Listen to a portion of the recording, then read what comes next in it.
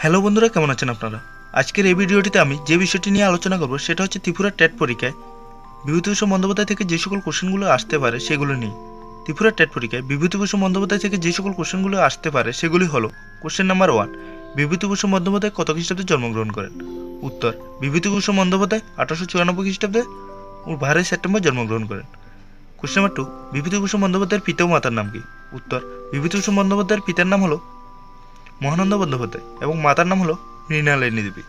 Question number 3, Bibhutibhushan বন্দ্যোপাধ্যায়ের লেখা প্রথম উপন্যাস কোনটি এবং এটি কবে প্রকাশিত হয়? উত্তর: বিভূতিভূষণ বন্দ্যোপাধ্যায়ের লেখা প্রথম উপন্যাস হলো পথের পাঁচালী। এটি 1939 খ্রিস্টাব্দে প্রকাশিত হয়। কোশ্চেন নাম্বার 4, বিভূতিভূষণ বন্দ্যোপাধ্যায়ের লেখা প্রথম গল্প কোনটি এবং এটি কবে কোন পত্রিকায় প্রকাশিত হয়? উত্তর: বিভূতিভূষণ বন্দ্যোপাধ্যায়ের লেখা প্রথম গল্প হলো উপেক্ষিতা। 1922 খ্রিস্টাব্দে এটি প্রবাসী পত্রিকায় প্রকাশিত হয়। কোশ্চেন নাম্বার 5, বিভূতিভূষণ বন্দ্যোপাধ্যায়ের লেখা উল্লেখযোগ্য উপন্যাসগুলি কী কী? উত্তর: বিভূতিভূষণ বন্দ্যোপাধ্যায়ের লেখা উল্লেখযোগ্য উপন্যাসগুলি হলো পথের পাঁচালী 1929 খ্রিস্টাব্দে প্রকাশিত হয়, অপরাজিত 1932 খ্রিস্টাব্দে প্রকাশিত হয়, দৃষ্টিপ্রদীপ 1935 খ্রিস্টাব্দে প্রকাশিত হয়, অরণ্যক 1939 খ্রিস্টাব্দে প্রকাশিত হয়, আদর্শ হিন্দু হোটেল 1940 খ্রিস্টাব্দে প্রকাশিত হয়, বিপিনের সংসার 1941 খ্রিস্টাব্দে প্রকাশিত হয়, দুই বাড়ি 1941 খ্রিস্টাব্দে প্রকাশিত, অনুবর্তন 1942 খ্রিস্টাব্দে প্রকাশিত হয়, দেবযান 1944 খ্রিস্টাব্দে প্রকাশিত হয়, কেদার রাজা 1945 খ্রিস্টাব্দে প্রকাশিত হয়, অথৈ জল 1947 খ্রিস্টাব্দে প্রকাশিত হয়, ইচ্ছামতি 1950 খ্রিস্টাব্দে প্রকাশিত হয়, দম্পতি 1952 খ্রিস্টাব্দে প্রকাশিত হয়, অশনি সংকেত 1959 খ্রিস্টাব্দে প্রকাশিত হয়।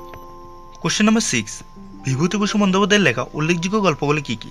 উত্তর: বিভূতিভূষণ বন্দ্যোপাধ্যায়ের লেখা উল্লেখযোগ্য গল্পগুলি হলো উপেক্ষিতা 1922 খ্রিস্টাব্দে প্রকাশিত হয়, মেঘমল্লার 1931 খ্রিস্টাব্দে প্রকাশিত হয়, মৌরিফুল 1932 খ্রিস্টাব্দে প্রকাশিত হয়, যাত্রাবদল 1934 খ্রিস্টাব্দে প্রকাশিত হয়, জন্ম মৃত্যু 1937 খ্রিস্টাব্দে প্রকাশিত হয়, কীর্ণদল 1938 খ্রিস্টাব্দে প্রকাশিত হয়, বেনিদির ফুলবাড়ি 1941 খ্রিস্টাব্দে প্রকাশিত হয়, নবাগত 1944 খ্রিস্টাব্দে প্রকাশিত হয়, উপলখণ্ড 1945 খ্রিস্টাব্দে প্রকাশিত হয়, ভিধু মাস্টার 1945 খ্রিস্টাব্দে প্রকাশিত হয়, ক্ষণভঙ্গুর 1945 খ্রিস্টাব্দে প্রকাশিত হয়, অসাধারণ 1946 খ্রিস্টাব্দে প্রকাশিত হয়, মুখোশ ও মুখশ্রী 1947 খ্রিস্টাব্দে প্রকাশিত হয়, আচার্য কৃপালিনী কলোনি 1948 খ্রিস্টাব্দে প্রকাশিত হয়, জ্যোতির্বিজ্ঞান 1949 খ্রিস্টাব্দে প্রকাশিত হয়, কুশল পাহাড়ি 1950 খ্রিস্টাব্দে প্রকাশিত হয়, রূপহলুদ 1957 খ্রিস্টাব্দে প্রকাশিত হয়, অনুসন্ধান 1960 খ্রিস্টাব্দে প্রকাশিত হয়, ছায়াছবি 1960 খ্রিস্টাব্দে প্রকাশিত হয়, সুলোচনা 1963 খ্রিস্টাব্দে প্রকাশিত হয়। কোশ্চেন নাম্বার 7, বিভূতিভূষণ বন্দ্যোপাধ্যায়ের লেখা উল্লেখযোগ্য কিশোর সাহিত্যগুলি কী কী?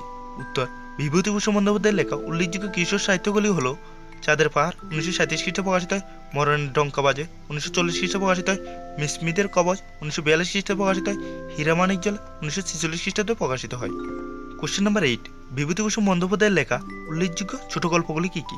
উত্তর: বিভূতিভূষণ বন্দ্যোপাধ্যায়ের লেখা উল্লেখযোগ্য ছোট গল্পগুলি হলো তালনভূমি 1946 খ্রিস্টাব্দে প্রকাশিত হয়, ছোটদের শ্রেষ্ঠ গল্প, সুন্দরবনের 7 বছর প্রভৃতি। কোশ্চেন নাম্বার 9, বিভূতিভূষণ বন্দ্যোপাধ্যায়ের লেখা উল্লেখযোগ্য দিনলিপিগুলি কী কী?